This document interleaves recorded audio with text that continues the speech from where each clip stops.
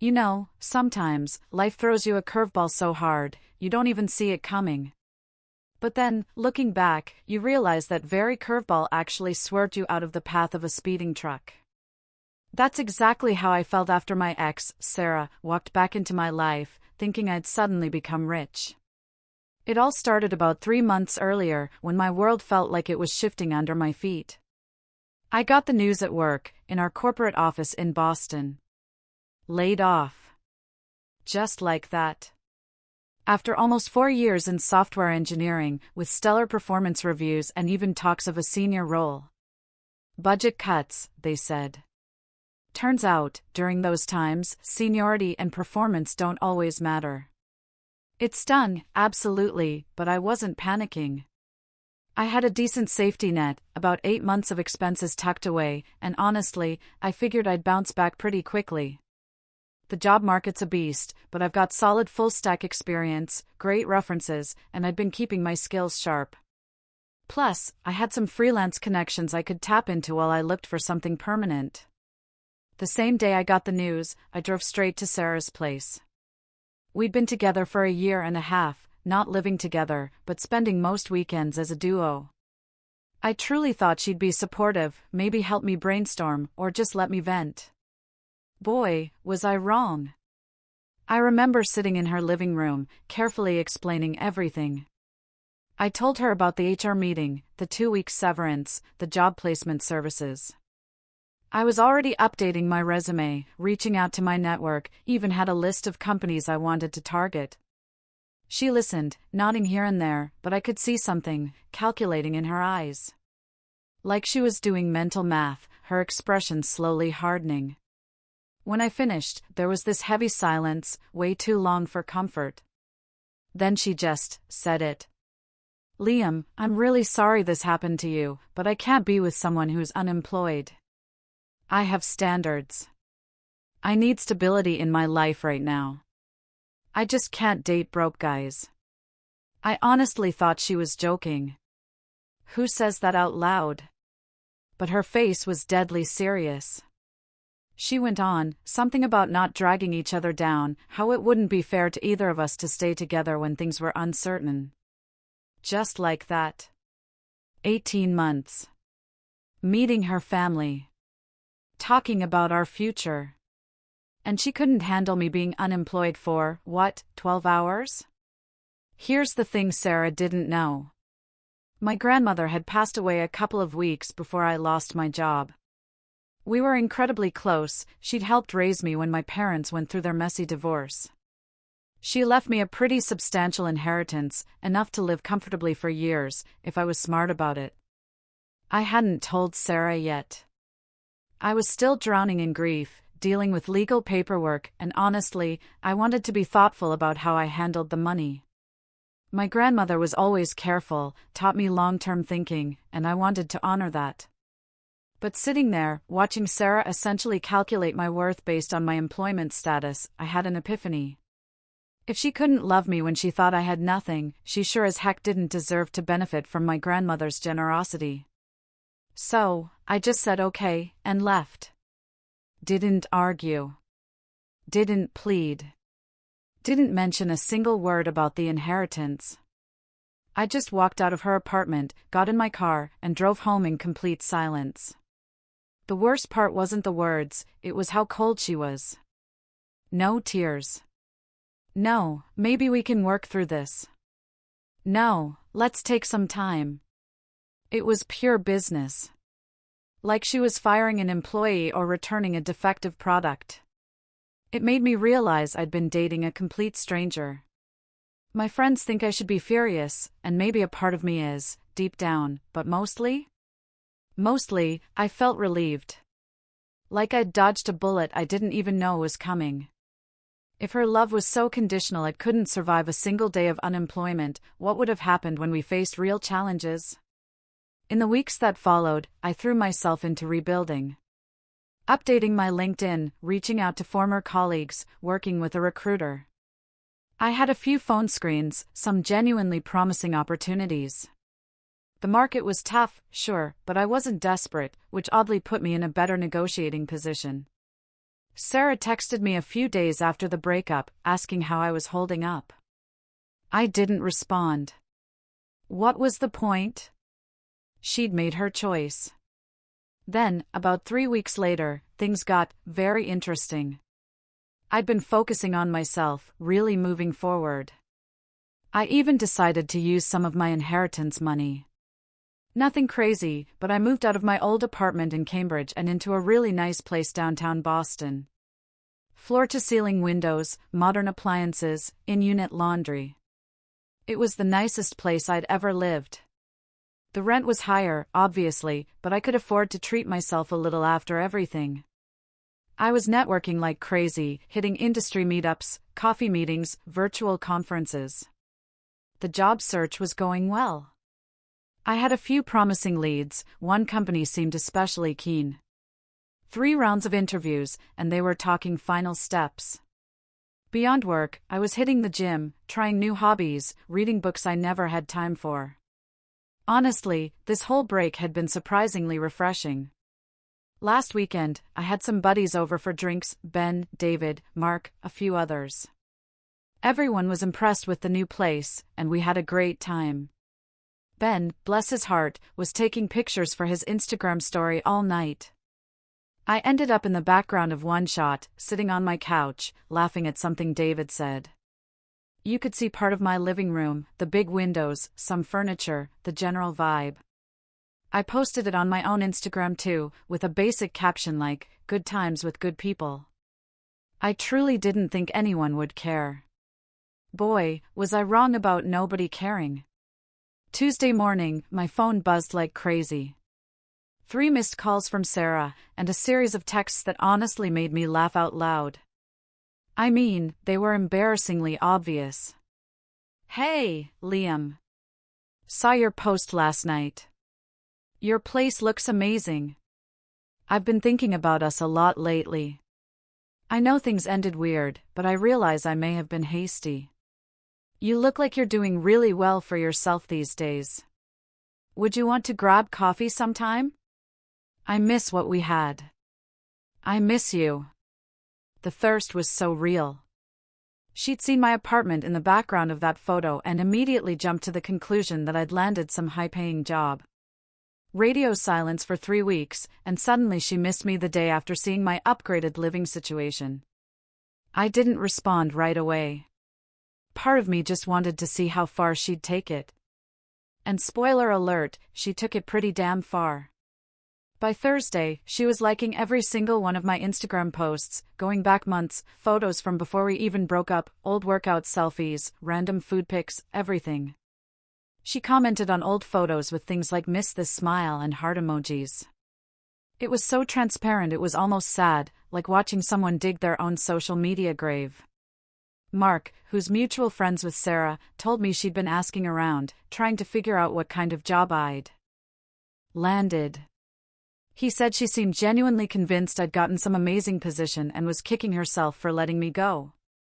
By Friday, she'd escalated to commenting on my LinkedIn posts. LinkedIn, guys. She liked my update about attending a tech conference and commented, "So proud of you," like we were still together. Friday night, I finally texted her back. "Hey, Sarah, I got your messages. I'm doing well. Hope you are too." She responded within minutes, asking if we could meet up. Said she had things she wanted to explain and apologize for, that she'd been doing a lot of thinking and realized she'd made some mistakes. I told her I'd think about it. Honestly, part of me did want to meet her, not because I wanted her back, that ship had sailed and sunk to the bottom of the ocean, but because I wanted to understand the mental gymnastics she was doing to justify all of this. Plus, I'll admit, part of me just wanted to see her reaction when she found out the truth. Petty, sure, but come on, don't we all? So, I decided to meet up. We agreed to grab coffee at a trendy spot downtown. She showed up early, which I saw through the window when I arrived exactly on time. She was sitting at a corner table, checking her makeup in her phone. She looked like she was ready for a job interview, full makeup, hairstyled, wearing a nice dress I'd never seen. All this effort, which felt so weird given how casually she'd dumped me. When she saw me walk in, her face lit up, a bigger smile than I'd seen from her in months when we were actually dating. She stood up to hug me, which caught me off guard. The hug lasted longer than it should have. The first 10 minutes were small talk, but I could tell she was building up to something. She asked about my apartment, how I was adjusting, whether I was enjoying the neighborhood. She kept saying how good I looked, how happy and relaxed I seemed. She ordered some complicated drink with oat milk and extra shots, talking about how she'd been trying new coffee places, how she'd been exploring and growing as a person since our breakup. The whole thing felt like a performance. Finally, she launched into this grand speech about how she'd made a mistake, that she'd been going through a difficult time when we broke up. Said she'd been stressed about her own job situation, which was news to me, and hadn't been thinking clearly. She talked about therapy, working on communication, realizing she'd been protecting herself from vulnerability and pushed away someone who really cared. I just listened, nodding occasionally, letting her dig her own hole deeper. It was fascinating to watch, honestly. She'd clearly rehearsed this, probably in the mirror. Every few sentences, she'd pause, trying to gauge my reaction, waiting for me to jump in and forgive her. Then she got to the good stuff. She started talking about how she could see I was doing really well, how successful I looked in my recent posts. She asked about my career transition and whether I was enjoying my new role. She was fishing hard for information about this supposed high-flying position. When I didn't offer any details, she got more direct, asked point-blank what company I was working for now and whether I was enjoying my new career direction. That's when I decided to drop the first bomb. Actually, Sarah, I said, my voice calm, I don't have a job yet. I'm still unemployed. The look on her face was absolutely priceless. Like I'd just announced I was from Mars. Her smile froze, then slowly faded as she processed what I'd said. What? She stammered. But your apartment? You look so what? I asked, genuinely curious where she was going with this. She stumbled over her words for a second, then asked how I could afford such a nice place if I wasn't working. You could practically see the gears turning in her head, trying to figure out if I'd gotten a settlement or won the lottery. So, I told her about my grandmother's inheritance. I explained that I'd actually found out about it right before I lost my job, but hadn't mentioned it because I was still grieving and wanted to be responsible with the money. She got quiet for a minute, clearly processing this new information and trying to figure out how to respond. I watched her face go through about 5 different emotions in 10 seconds, confusion, then understanding, then regret, then calculation, then this weird, forced sympathy. Then she started trying to backtrack, saying the money didn't matter, that she'd realized she loved me for who I was, not what I had. I couldn't help but laugh at that point. Not mean laughter, just the sheer absurdity of the situation hit me all at once. Sarah, I said, trying to keep my voice calm. 3 months ago, you literally told me you couldn't be with someone who was unemployed. You said you needed financial stability. You broke up with me because I lost my job. Now you're here because you saw my apartment and thought I was making bank. If you loved me for who I am, we'd still be together. She tried to argue, saying that wasn't fair, that people grow and change, that she'd learned from her mistakes. But I pulled up my phone and showed her the screenshots of her texts from a few weeks ago. The ones where she said I looked like I was doing really well and wanted to reconnect because she'd seen how amazing my place looked. These messages came the day after you saw my Instagram post, I said, after 3 weeks of complete silence. That's not a coincidence. That shut her up pretty quickly. She stared at the phone screen, reading her own words. I could see her realizing how bad it looked. But here's where it gets really good. Because Sarah wasn't done yet. She asked if we could try again. Said she'd learned from her mistakes and wanted to make things work. That she understood if I was hurt, but everyone deserved a second chance. I told her no, obviously, but tried to explain it in a way that wasn't cruel. I said I wasn't angry about the breakup anymore, that I'd actually come to see it as a blessing in disguise. That she'd showed me something important about compatibility and values that I needed to know. She didn't take that well. Started getting emotional, saying I was being unfair and holding grudges, that she'd made an honest mistake and I was being vindictive by not forgiving her. The tears started coming, and I could see other people in the coffee shop starting to look over. I stayed calm and just repeated that I wasn't interested, that we clearly wanted different things in life and in relationships. That's when she played her final card, crying harder, saying she'd tell our mutual friends that I was being cruel and holding grudges, that I was being mean by not giving her another chance. She said people would think less of me for not forgiving someone who was genuinely sorry. I just smiled. "Sarah," I said. "Our mutual friends already know the whole story. They know you dumped me for being unemployed and came crawling back when you thought I had money. Ben, David, Mark, they've all seen your texts and your Instagram behavior. You don't really have any leverage here." The waterworks stopped pretty much immediately, like someone had flipped a switch. She realized she'd overplayed her hand, and there was nowhere else to go. We finished our coffee in awkward silence. She made a few more attempts at small talk, asking about my job search, whether I was seeing anyone new. I kept my answers short and polite. When we got up to leave, she tried to hug me again, but I went for a handshake instead. "Take care of yourself, Sarah," I said, and I meant it. I don't wish her harm, but I also don't want her in my life. I thought that was the end of it. I really did. We'd had our conversation. She'd shot her shot. I'd made my position clear. Case closed. Time to move on. But wait, there's more. Because apparently Sarah wasn't done making bad decisions. This past weekend, my buddy Ben threw a party at his place. Nothing fancy, just friends hanging out, beer, games, watching some basketball. I was having a great time, finally feeling like myself again.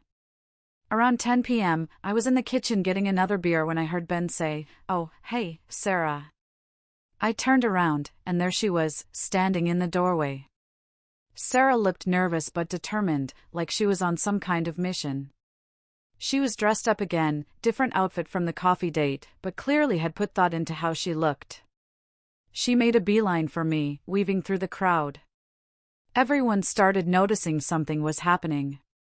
Conversations quieted down as she approached. "Liam," she said, loud enough for everyone nearby to hear. "I know I messed up, but what we had was real. I was scared, and I made a stupid decision. Please, give us another chance." The whole party went quiet. Dead silent. Everyone was staring at us, waiting to see what I'd do. I could see people pulling out their phones, probably expecting drama. Ben looked mortified that his party had turned into this spectacle. I could have handled it privately, pulled her aside, been the bigger person, dealt with it away from everyone else. Instead, I decided it was time to end this once and for all. She wanted to make it public. "Fine. Sarah," I said, 3 months ago you told me you couldn't be with someone who was unemployed. You said you needed financial stability and broke up with me the same day I lost my job. Then you saw a picture of my apartment and suddenly wanted me back. You're only here trying to guilt me into taking you back in front of all our friends. That's not love. That's opportunism." You could have heard a pin drop. Sarah's face went from hopeful to red to mortified in about 3 seconds. I could see her realizing that everyone now knew exactly what kind of person she was and what she'd done. She tried to say something about how I was twisting things, that it wasn't like that. But Ben stepped in before she could dig the hole any deeper. "Sarah, I think you should probably go," he said, not unkindly, but firmly. "This is awkward for everyone." She looked around the room one more time, maybe hoping someone would defend her or tell me I was being too harsh, but everyone was just staring. A few people were actively avoiding eye contact with her. She left without another word. After she was gone, the party slowly resumed, but the energy was different. People kept coming up to me, some to make sure I was okay, others to share their own opinions. A few even shared stories about Sarah that I'd never heard. Apparently, she'd made similar comments about other friends' jobs and relationships that had rubbed people the wrong way. I started realizing that maybe the signs had been there all along, and I'd just chosen not to see them. So, that's where we stand now. Sarah is finally out of my life for good. I've got a great apartment, promising job interviews lined up, and friends who actually have my back. Sometimes the trash really does take itself out. And honestly, it's a good one. It's time to wrap up this saga once and for all. First off, I got the job. Started 3 weeks ago, and it's been everything I hoped for and more. The company culture is amazing, the work is challenging and interesting, and my coworkers are actually people I enjoy spending time with. The salary bump has been nice, too, a 30% increase from my old position, plus a solid equity package. I was able to put more money into savings and investments, and I even started a small fund to honor my grandmother's memory by helping other people in our family with education expenses. Sarah has been radio silent since the party incident, which is exactly what I wanted. Apparently, word got around our social circle pretty quickly about what happened, and from what I've heard through friends, people weren't impressed with her behavior. Ben told me she'd been keeping a low profile and hasn't been coming to group events anymore. He said she seemed genuinely embarrassed about the whole thing, which honestly, she should be. I don't take any pleasure in her social situation, but I'm glad the whole thing is finally resolved.